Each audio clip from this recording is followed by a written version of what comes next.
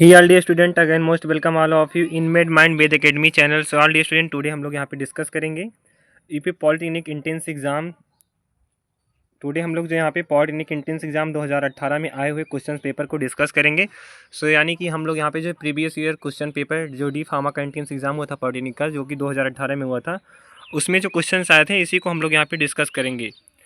सो यहाँ पे जो फर्स्ट क्वेश्चन पूछा गया है फिजिक्स सेक्शन में, पाइसन अनुपात सिग्मा के सैद्धांतिक मान की प्रास कितना होता है।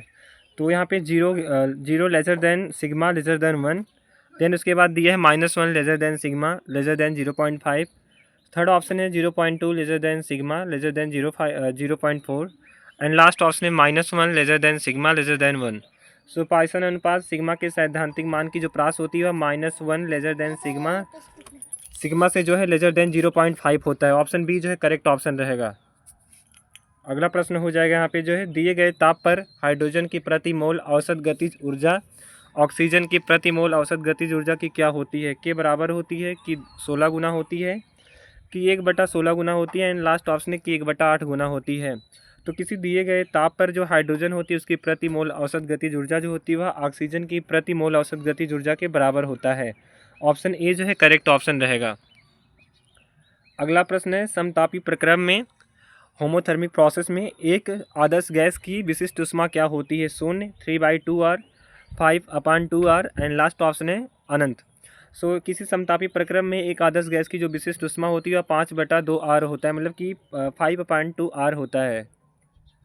अगला प्रश्न है, दो दर्पण 50 अंश के कोण पर आनत हैं। यदि दोनों दर्पणों के मध्य कोई क्या किया जाए, बिंब रख दिया जाए, तो बने हुए प्रतिबिंबों की संख्या क्या होगी। 5, 6, 7, 8। सो करेक्ट ऑप्शन हो जाएगा यहाँ पे ऑप्शन नंबर बी वाला 6 होगा।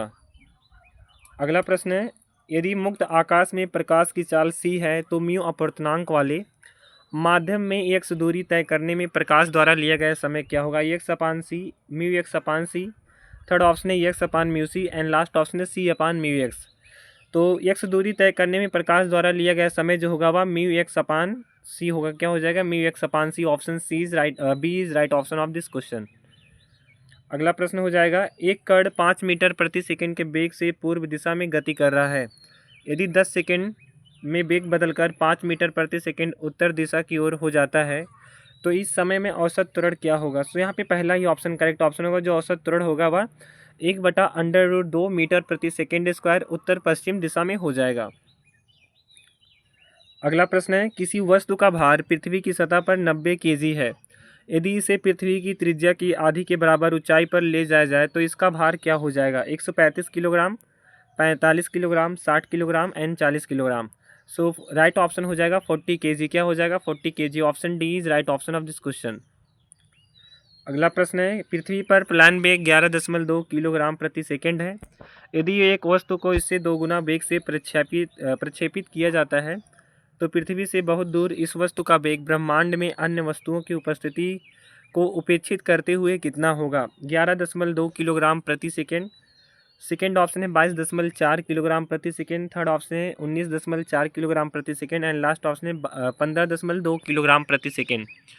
सो यहाँ पे जो 11 आप एक ट्रिक लगा के याद कर सकते हैं। 11.2 दिया तो इसका क्या हो जाएगा, डबल हो जाएगा, 22.4 किलोग्राम प्रति सेकंड हो जाएगा। अगला प्रश्न है, एक केशिका में पानी जो है 20 मिलीमीटर ऊंचाई तक चढ़ता है। यदि केशिका की त्रिज्या पूर्व मान से क्या कर रहे हैं, 3 गुना कर दे रहे हैं, तो अब पानी कितनी ऊंचाई तक चलेगा। तो 20 का जब हम 20 का 3 से गुणा करेंगे तो 60 आएगा। तो यहाँ पे जो करेक्ट ऑप्शन हो जाएगा बी वाला ऑप्शन।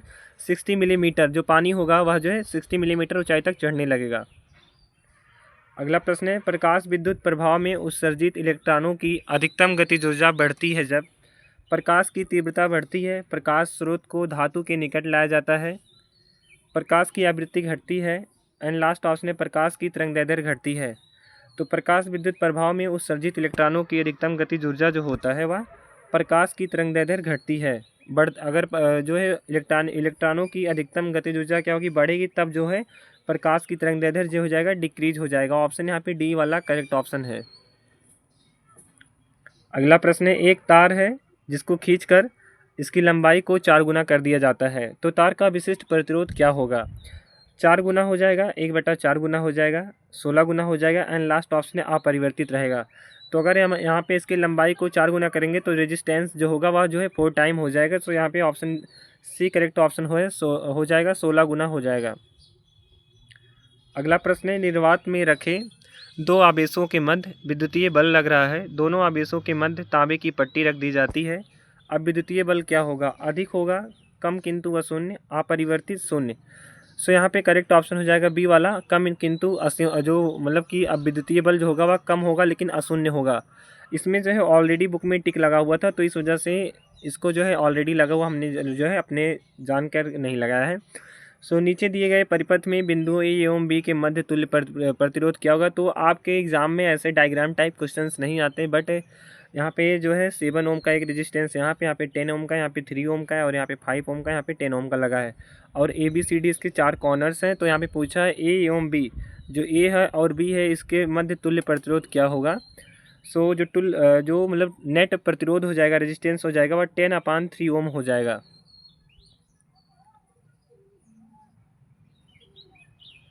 अगला प्रश्न है, एक घेरे की कुंडली में 2 एम्पीयर की धारा बह रही है, केंद्र पर उत्पन्न चुंबकीय क्षेत्र 4 पाई × 10⁻⁻6 वेबर प्रति मीटर स्क्वायर है। कुंडली की त्रिज्या क्या होगी, 0.0001 metre, 0.01 metre, third option 0.1 metre and last option 0.001 metre.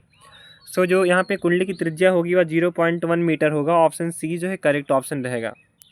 Next यहाँ पे डायग्राम टाइप क्वेश्चन आए, तो दर्शाए गए परिपथ में संधारित्र पर आवेश क्या होगा। तो यहाँ पे कैपेसिटर लगा है और यहाँ पे ई है, यहाँ पे R1 R2 प्रतिरोध लगे, यहाँ पे जो स्मॉल आर का सेल लगा है बैटरी। तो यहाँ पे जो तुल्य प्रतिरोध होगा वह हो जाएगा बी वाला option correct, CE R1/R1 plus small R होगा।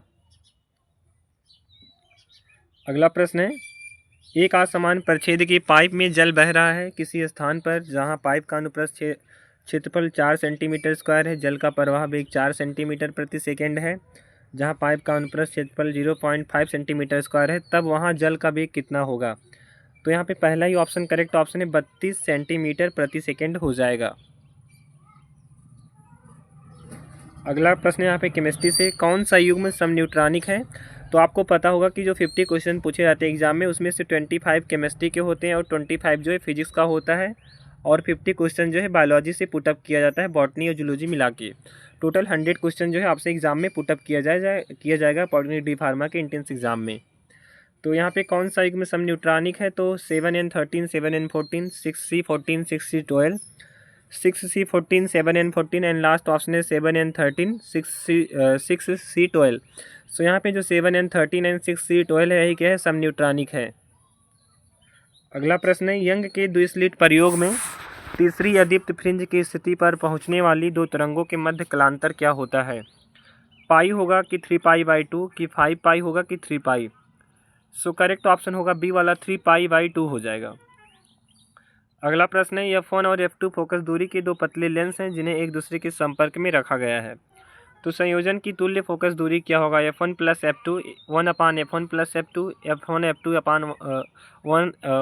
F2 + F2 and last option है F1 + F2 F1 F2। सो जो लेंसों की जो मतलब तुल्य फोकस दूरी हो जाएगा वह हो जाएगा F1 F2 F1 + F2। Option C जो है करेक्ट ऑप्शन है।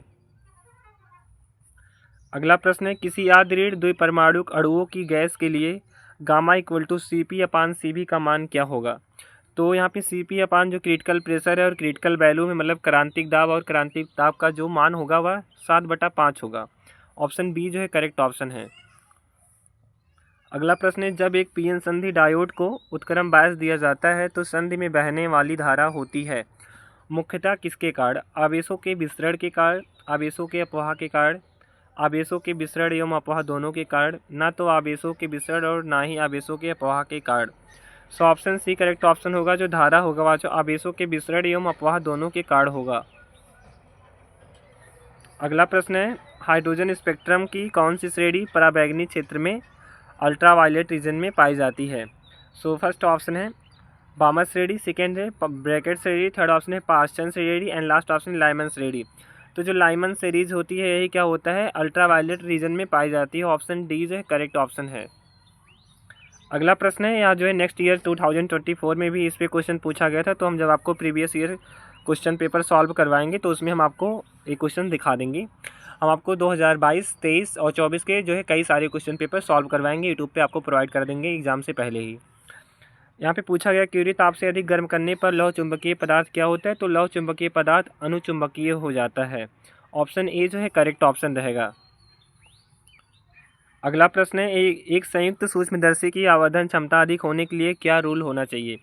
सूक्ष्मदर्शी की नली की लंबाई कम होनी चाहिए, अभिदृश्यक एवं अभिनेत्र लेंस की फोकस दूरी अधिक होनी चाहिए। थर्ड ऑप्शन है अभिदृश्यक एवं अभिनेत्र लेंस की फोकस दूरी कम होनी चाहिए। लास्ट ऑप्शन है अभिनेत्र लेंस की फोकस दूरी अभिदृश्यक लेंस की फोकस दूरी से अधिक होनी चाहिए। तो एक कंपाउंड माइक्रोस्कोप की जो मैग्नीफिकेशन पावर है उसको अधिक होने के लिए या फिर ज़्यादा होने के लिए अभिनेत्र लेंस की फोकस दूरी अभिदृश्यक लेंस की फोकस दूरी से अधिक होनी चाहिए। ऑप्शन डी जो है करेक्ट ऑप्शन है। अगला प्रश्न है, जब एक आवेशित कण एक समान चुंबकीय क्षेत्र के लंबवत गति करता है तो परिवर्तन होता है कण के किसमें? संवेग में, गतिज ऊर्जा में, चाल में, इनमें से किसी में नहीं। तो जो परिवर्तन होगा वह जो है कण के संवेग मोमेंटम में होगा। ऑप्शन ए जो है करेक्ट ऑप्शन है। अगला प्रश्न है, पॉजिट्रॉन क्षय के कारण न्यूट्रॉन अपान प्रोटॉन का अनुपात क्या होता है? बढ़ता है, घटता है, स्थिर रहता है, ये सभी। तो पॉजिट्रॉन क्षय के या डीके के कारण न्यूट्रॉन अपान प्रोटॉन का जो अनुपात होता है, रेशियो जो होता है वह जो है बढ़ जाता है। ऑप्शन ए जो है करेक्ट ऑप्शन है। वह क्या हो जाएगा? इंक्रीज हो जाएगा, बढ़ जाएगा। अगला प्रश्न है, कैरोसिन में कार्बन परमाणुओं की संख्या कितना है? C17 से 20, C12 से 16, C20 से 25 एंड लास्ट ऑप्शन C25 से 30। तो यहाँ पे करेक्ट ऑप्शन हो जाएगा ऑप्शन नंबर यहाँ पे बी वाला C12 से कितना होगा? C12 से लेके C16 कार्बन परमाणुओं की संख्या जो कैरोसिन में होता है। अगला प्रश्न है, विलयन की भौतिक अवस्था किस पर निर्भर करती है? विलय की भौतिक अवस्था पर, विलायक की भौतिक अवस्था पर, उपरोक्त दोनों पर, उपरोक्त में से किसी पर नहीं। सो विलयन की जो भौतिक अवस्था होती है और विलायक की भौतिक अवस्था पर निर्भर करती है। ऑप्शन बी जो है करेक्ट ऑप्शन है। अगला प्रश्न है, निम्न में से कौन सा बहुलक स्नेहक और विद्युत कुचालक की तरह उपयोग में लाया जा सकता है? SBr, PVC, polytetrafluoroethylene and last option है पैन। तो पैन का नाम होता है पर ऑक्सी एस्टिल नाइट्रेट, इसका नाम होता है पॉलीटेट्राफ्लोरोएथिलीन और PVC का नाम होता है पॉलीवाइनिल क्लोराइड। ये जो है इसका कोई नाम ही नहीं होता है, बस ऐसे दे दिया गया है। सो 29 का करेक्ट ऑप्शन हो जाएगा सी वाला पॉलीटेट्राफ्लोरोएथिलीन, जो इसका उपयोग स्नेहक एवं विद्युत कुचालक की तरह उपयोग में लाया जा सकता है। अगला प्रश्न है, निम्नलिखित समूहों में से कौन सा समूह समइलेक्ट्रॉनिक समूह को प्रदर्शित करता है? So option C correct option होगा carbon monoxide comma NO plus CN negative C22 negative. ये जो युग्म दिए गए हैं पेयर, यही क्या होता है? ये जो सम इलेक्ट्रॉनिक होमो इलेक्ट्रॉनिक को शो कर रहे हैं। अगला प्रश्न है, प्रकाशिक समझौता जो ऑप्टिकल आइसोमेरिज्म होता है, क्या होता है? ऑप्टिकल आइसोमेरिज्म होता है, वह किसके द्वारा शो किया जाता है? तो ऑप्टिकल आइसोमेरिज्म जो है प्रोपेन टू ऑल के द्वारा, कि ब्यूटेन टू ऑल, कि इथेनॉल मिथेनॉल, किसके द्वारा रिप्रेजेंट किया जाता है? सो करेक्ट ऑप्शन हो जाएगा बी वाला ब्यूटेनॉल या फिर 2 ब्यूटेनॉल या फिर ब्यूटेन टू ऑल के द्वारा शो किया जाता है। अगला प्रश्न यहाँ पे, जो कि आपके एग्जाम में ऐसे टाइप के क्वेश्चन कभी भी पुटअप नहीं किए गए हैं, इसको छोड़िए यहाँ पे। अगला प्रश्न है, निम्न में से किसमें क्लोरीन सबसे कम क्रियाशील है? मेथिल क्लोराइड में, एथिल क्लोराइड में, विनाइल क्लोराइड में, एलिल क्लोराइड में। तो हमने जो बोला यहाँ पे पुटअप नहीं किए गए, तो मतलब लास्ट 3 ईयर तक जो 22, 23, 24 का एग्जाम हुआ इसमें ऐसे क्वेश्चन नहीं पूछे गए, हमारा ये कहने का मतलब था। तो सबसे कम क्रियाशील जो क्लोरीन यहाँ पे दिए गए ऑप्शन में किसमें सबसे कम क्रियाशील है, वह हो जाएगा सी वाला वाइनिल क्लोराइड में। ऑप्शन सी जो है करेक्ट ऑप्शन है 33 का। अगला प्रश्न है, आवर्त सारणी का दीर्घ स्वरूप किसने विकसित किया था? लोथर मेयर ने, मेंडलीफ ने, नील्स बोर ने, मोजले ने। तो करेक्ट ऑप्शन हो जाएगा ऑप्शन नंबर बी वाला नील्स बोर ने जो है आधुनिक आवर्त सारणी का दीर्घ रूप विकसित किया था। अगला प्रश्न है, साइनाइड से कार्बोक्सिलिक अम्ल प्राप्त किया जा सकता है? साइनाइड के केवल अम्लीय जल अपघटन से।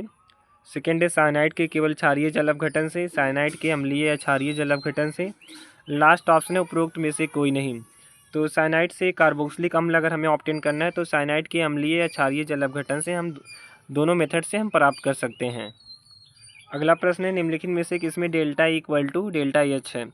मतलब एंट्रोपी और हीट क्या इक्वल फॉर्म में है? N2O4 गैस है, रिवर्सिबल रिएक्शन 2NO2 गैस बन रहा है, then 2SO2 gas plus O2 gas gives reversible reaction 2SO3 gas का फॉर्मेशन हो रहा है, H2 gas plus I2 gas reversible reaction to HI gas का फॉर्मेशन हो रहा है। Then H2 gas plus half O2 gas equal to reversible reaction H2O liquid के form में बन रहा है। तो यहाँ पे डेल्टा ई और डेल्टा एच जो है वह बराबर है H2 plus I2 gas equal to 2HI जब हाइड्रोजन आयोडाइड बन रहा है तब। अगला प्रश्न है ट्राईब्रोमोएथेन को जिंक के साथ गर्म करने पर क्या प्राप्त होता है। Ethyl bromide, ethane, ethyne, ethene. तो जो एल्केन एल्काइन आप लोगों ने पढ़ा होगा, एल्केन हो गया, एल्काइन हो गए और एल्कीन हो गया।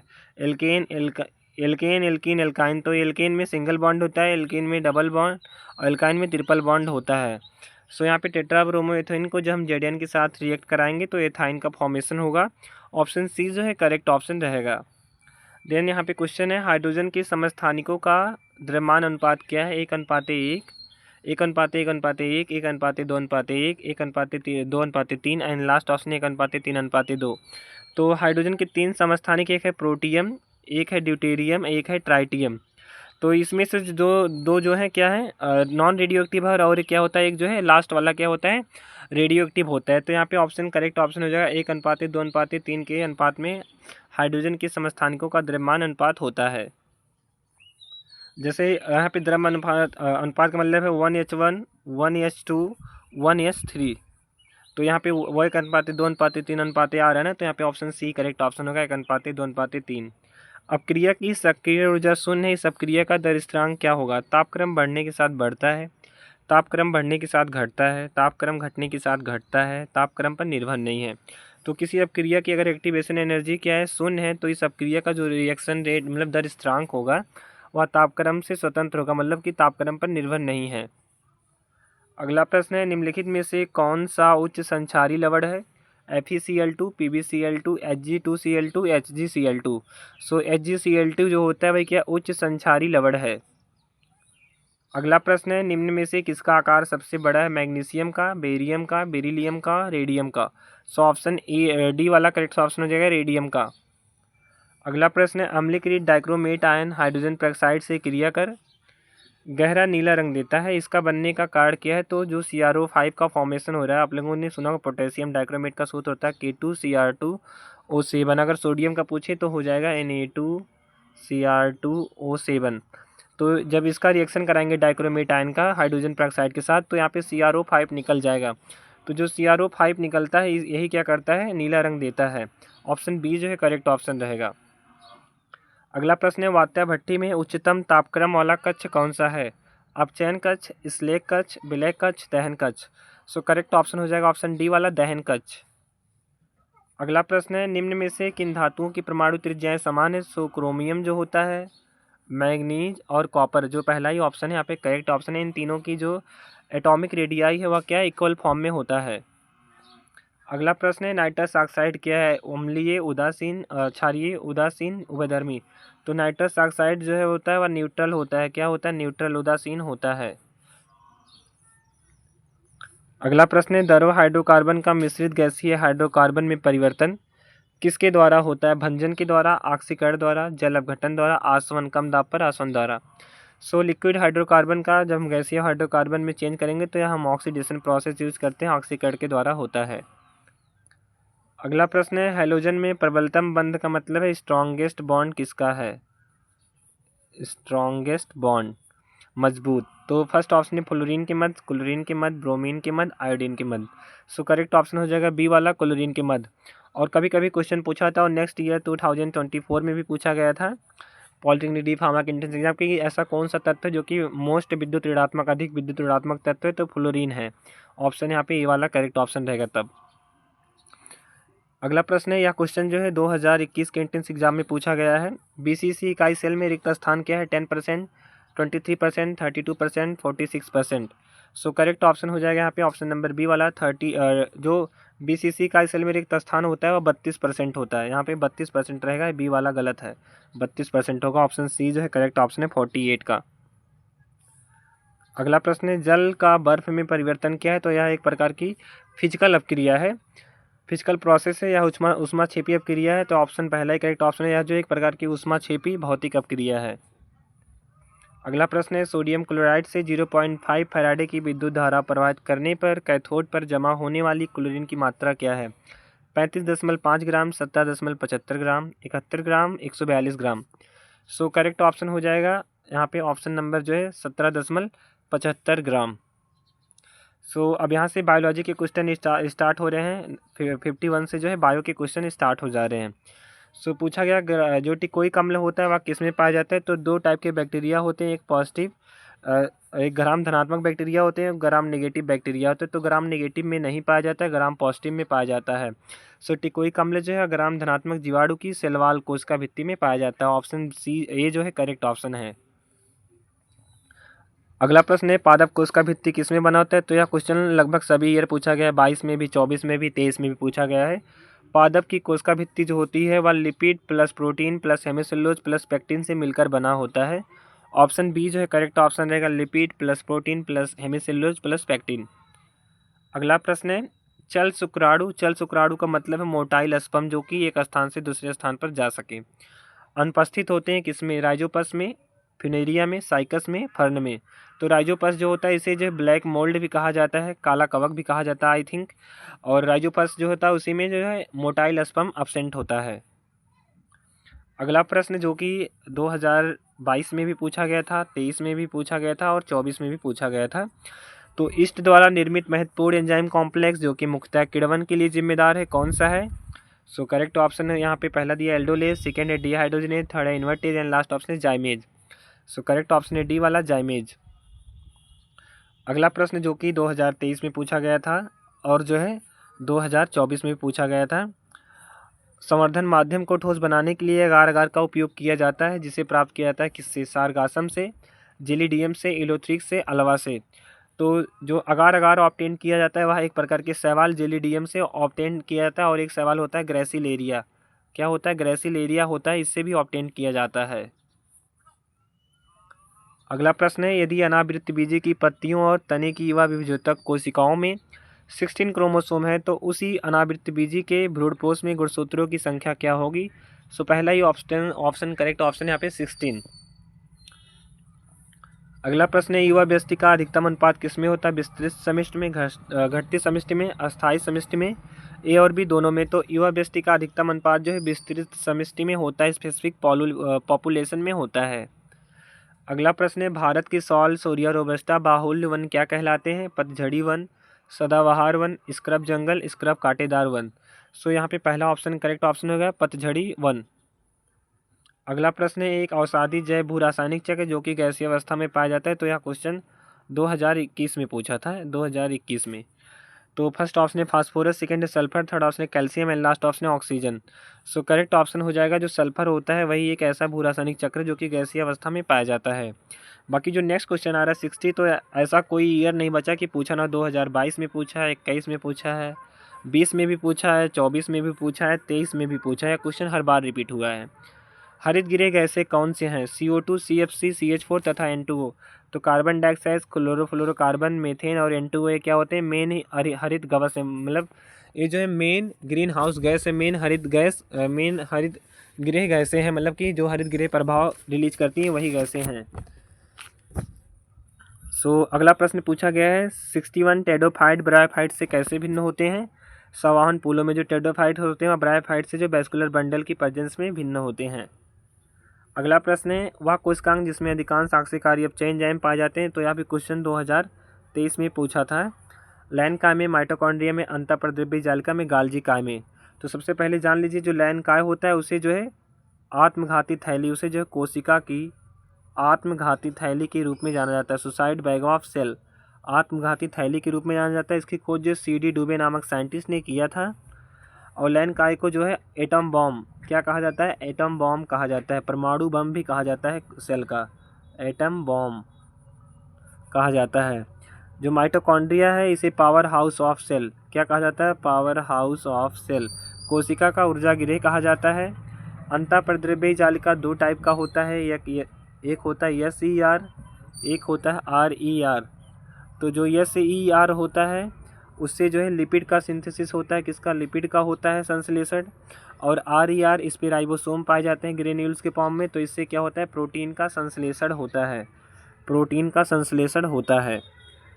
और गाल्जी काय की खोज जो है कैमिलो गाल्जी ने किया था। किसने किया था? कैमिलो गाल्जी ने जो है कैट में किया था, बिल्ली में किए थे। और गाल्जी काय को जो है ट्रैफिक पुलिस कहा जाता है। सेल का जो है ट्रैफिक पुलिस कहा जाता है, ट्रैफिक पुलिस। बट यहाँ पे ऑप्शन बी जो करेक्ट ऑप्शन हो जाएगा इस क्वेश्चन का, माइटोकॉन्ड्रिया। लेकिन हमने यहाँ पे सभी के बारे में डिस्क्राइब किया है, इसलिए हमने कहा यहाँ पे बी सही है। अगला प्रश्न है, गुणसूत्र बने होते हैं डीएनए प्लस आरएनए के, DNA plus RNA plus histone के, DNA plus RNA plus histone plus non histone के, DNA plus histone plus non histone के।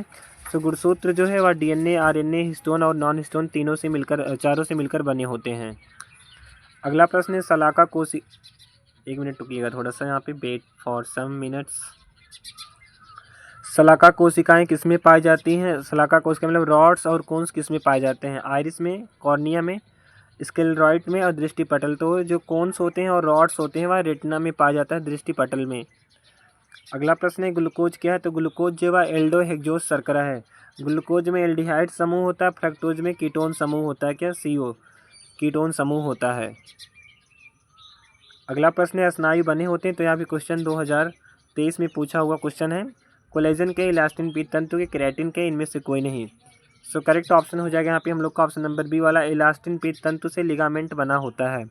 कोलेजन जो है वह प्राणी जगत में पाए जाने वाला क्या है? प्रोटीन है, जो कि सबसे अधिक मात्रा में पाया जाता है, प्रचुर मात्रा में सर्वाधिक पाया जाता है।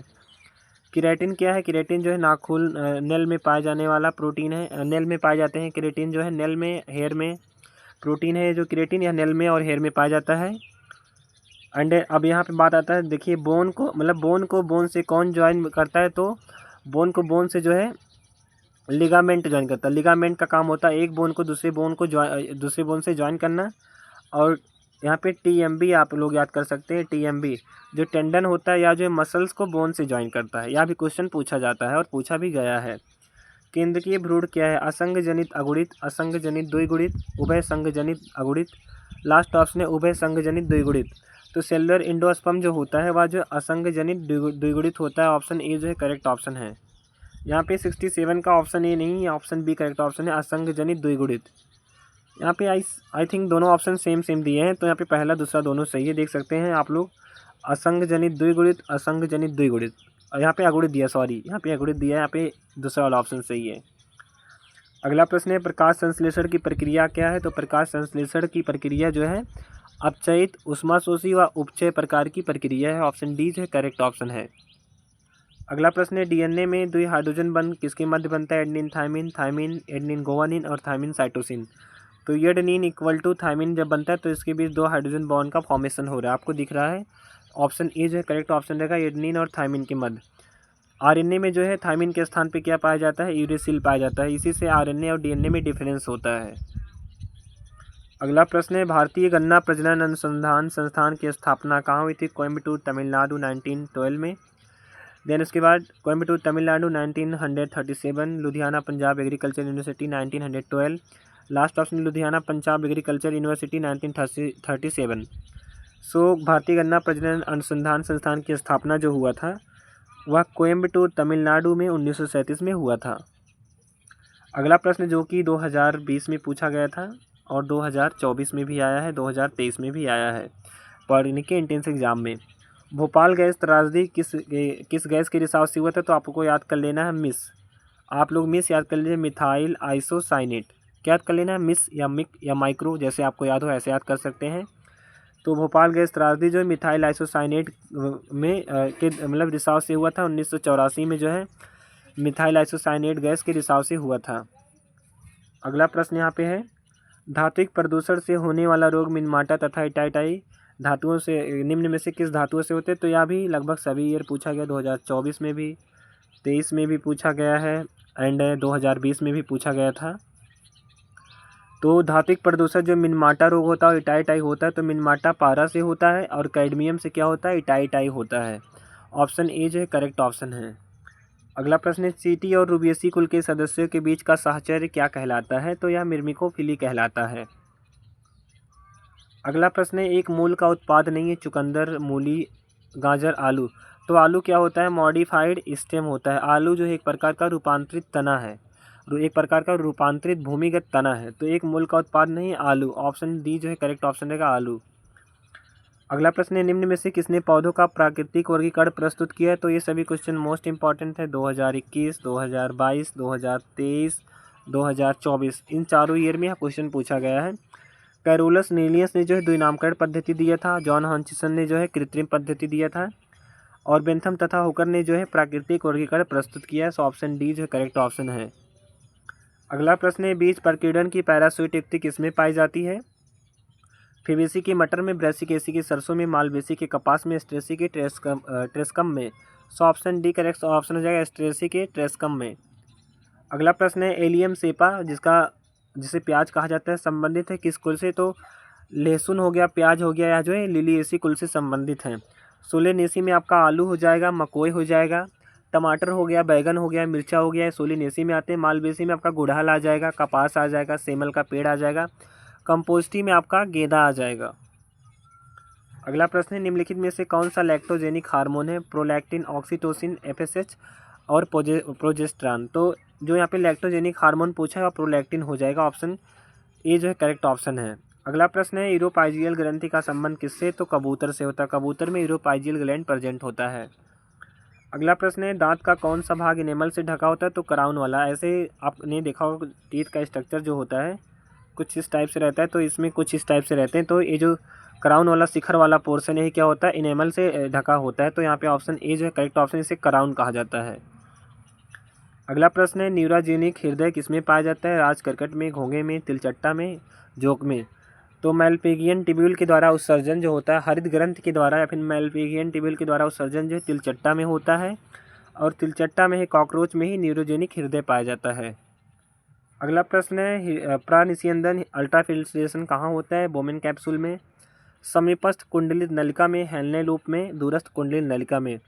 तो अल्ट्राफिल्ट्रेशन जो होता है वह जो है बोमेन कैप्सूल में होता है। बोमेन कैप्सूल जो होता है वो जब आप लोग पढ़ेंगे तो कुछ इस टाइप से ऐसे जब आप पढ़ेंगे मतलब यूरिन वाला चैप्टर, जो यूरिन उत्सर्जी एक्सक्रीटरी मटेरियल और यूरिन वाला चैप्टर, उसमें आप देखेंगे बोमेन कैप्सूल का फिगर।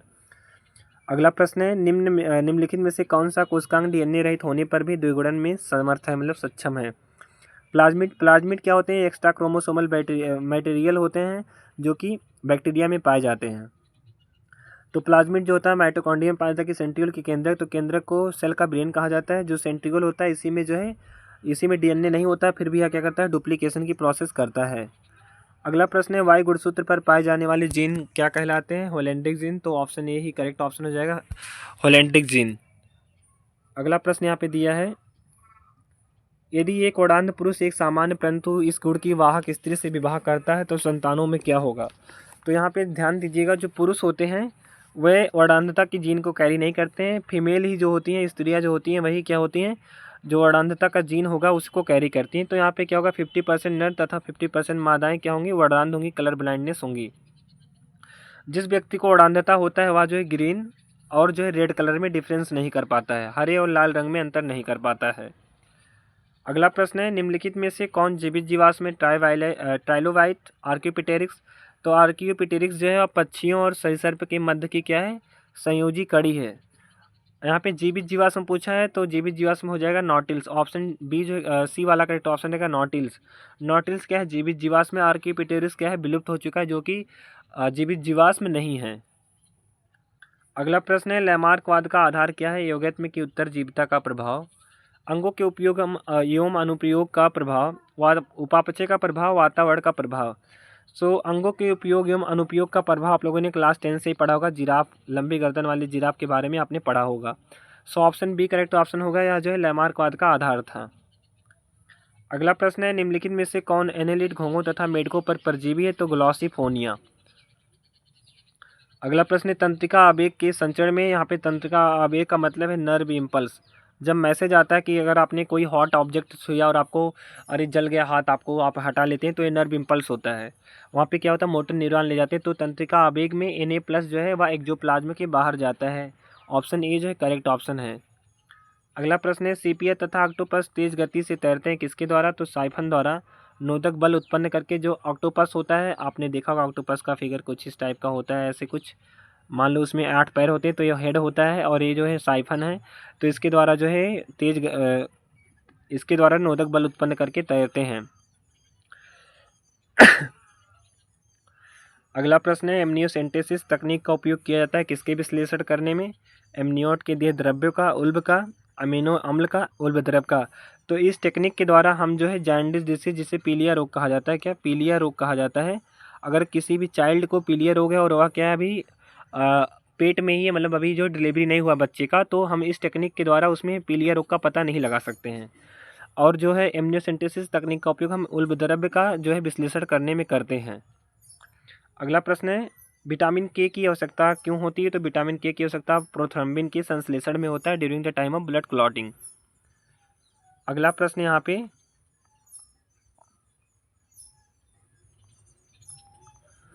हृदय का तंत्रिकायन मूलतः होता है किसके लिए? तो हृदय स्पंदन के समारंभन के लिए। ऑप्शन ए जो है करेक्ट ऑप्शन है। अगला प्रश्न है, निम्नलिखित में से किसी सूक्ष्म जीव को पादप जगत का जोकर ऑफ प्लांट किंगडम कहा जाता है? विषाणु को, वायराइड को, प्रियॉन को, माइकोप्लाज्मा को। तो माइकोप्लाज्मा को ही पादप जगत का जोकर कहा जाता है, जिसमें डीएनए आरएनए दोनों प्रेजेंट होता है, पर इसमें कोई सेलवाल नहीं होता, कोशिका भित्ति नहीं होता है। अगला प्रश्न है, संयोजी ऊतक में पाया जाने वाला कैंसर, आई थिंक इसमें होता है सेलवाल होता है शायद। संयोजी ऊतक में पाए जाने वाला कैंसर क्या? तो संयोजी ऊतक में पाए जाने वाला कैंसर सार्कोमा होता है। ल्यूकेमिया क्या होता है? ब्लड कैंसर होता है। अगला प्रश्न है, अग्नाशय स्त्रावित करता है? तो अग्नाशय से जो है सोमेटोस्टेटिन हार्मोन स्त्रावित होता है, उसके जो डेल्टा वाले सेल से स्त्रावित होता है। अगला प्रश्न है, प्रथम बार क्रिस्टलाइज किया गया विषाणु कौन सा है? तो प्रथम बार क्रिस्टलाइज किया गया विषाणु जो है तंबाकू का चितेरा विषाणु, tobacco mosaic virus of TMV. तो इसे जो है WM स्टैनले, किसने किया था? WM स्टैनले नामक साइंटिस्ट ने जो है क्रिस्टलाइज किया था। अगला प्रश्न है, अवायवीय श्वसन द्वारा मांसपेशियां उत्पन्न क्या करती हैं? तो साइट्रिक अम्ल नींबू में पाया जाता है, लैक्टिक अम्ल दही में पाया जाता है, ऑक्जेलिक अम्ल एंड लास्ट ऑप्शन है एस्टिक अम्ल सिरके में पाया जाता है। तो अवायवीय श्वसन द्वारा मांसपेशियां लैक्टिक अम्ल और CO2 का प्रोडक्शन करते हैं। सो यहाँ पे ऑप्शन बी जो है करेक्ट ऑप्शन, लैक्टिक एसिड। और इसी के प्रोडक्शन के कारण हमको क्या होता है? फैटिग। क्या होता है फैटिग? मतलब कि थकान महसूस होता है लोगों को। अगला प्रश्न है, कैथेराइडिन प्राप्त होता है? कैथेराइडिन किससे प्राप्त होता है? लाल चींटी से, गोल घुन से, भृंग से, मधुमक्खी से। तो मधुमक्खी पालन को जो है एपीकल्चर कहा जाता है। कभी कभी पूछा है तो मधुमक्खी पालन को क्या कहा जाता है? तो मधुमक्खी पालन को एपीकल्चर कहा जाता है, मधुमक्खी पालन कहा जाता है। तो कैथेराइडिन जो है भृंग से प्राप्त होता है। नेक्स्ट एंड लास्ट क्वेश्चन है यहाँ पे 100 वाला। तो 100 क्वेश्चन ही पूछे जाते हैं आपसे एग्जाम में, 100 क्वेश्चन हम यहाँ पे आपको करा दिए। बाघ के काजीरंगा वन्यजीव अभ्यारण्य किसके लिए प्रसिद्ध है? बाघ के लिए, कस्तूरी मृग के लिए, हाथी के लिए, गैंडे के लिए। तो काजीरंगा वन्यजीव अभ्यारण्य जो है सेंचुरी जो है वह गैंडे के लिए क्या है? फेमस है। ऑप्शन डी जो है करेक्ट ऑप्शन हो जाए गैंडे के लिए। सो हमने यहाँ पे आंसर ऐड कर दिया, आपको दिख रहा होगा, आप अपना आंसर मिला लीजिएगा। बाकी इस PDF को हम अपने टेलीग्राम चैनल मेडिको वेद 45 पर अपलोड कर देंगे, या फिर आप इसकी लिंक को जो है वीडियो के डिस्क्रिप्शन में जाके ज्वाइन करके आप लोग जो है इस PDF को डाउनलोड करके आसानी से पढ़ सकते हैं। So thanks for watching this video all of video student. If you like this video then don't forget to subscribe my channel and turn on the notification bell. मिलते हैं नेक्स्ट वीडियो में all of video student. आपको video आज का कैसा लगा, और आपको प्रीवियस ईयर क्वेश्चन पेपर पर जो PYQ है 2024 के PYQ हो गया और जो अनदर ईयर के हो गए, आपको अगर उस पर वीडियो चाहिए तो आप लोग कमेंट कीजिएगा और वीडियो को एक लाइक और प्यारा सा कमेंट जरूर दीजिएगा। मिलते हैं नेक्स्ट वीडियो में all of you dear student.